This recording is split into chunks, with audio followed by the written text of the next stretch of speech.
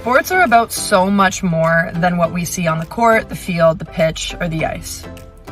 Not only do we identify with sports on such a high level to the point where we will paint our face to go to games, sports also provide an amazing opportunity for individuals to develop really high quality leadership skills.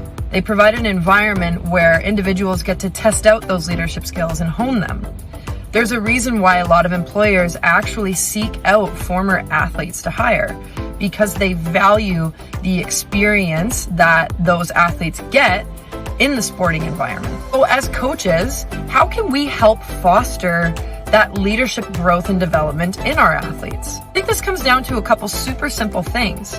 The first off is what might come naturally to a lot of coaches, but we might not ever think to apply it in this way, which is mentorship. How can you start to have conversations with your athletes and get them to start thinking about leadership? What does leadership mean to them? What does good leadership look like to them? How can they embody these values that they have and help impart them on others? And the second one is encouraging athletes to step into leadership roles. As coaches, it can be really easy for us to want to hold the reins tight and to make all the decisions.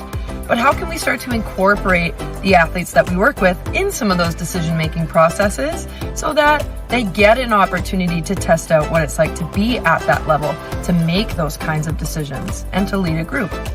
And lastly, as coaches, we need to be the model for our athletes to look to. We hold so much power over the way that athletes view themselves later on in life and how they view themselves when they're on our teams.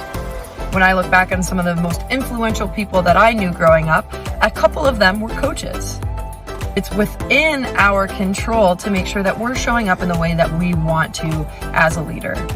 And in my books, I think the best way that we can show up is by using 2.0 leadership strategies, by leading with empathy, by leading with curiosity and not slipping into judgment, which so many of us love to do. So there's my 3 tips for helping your athletes become leaders as coaches.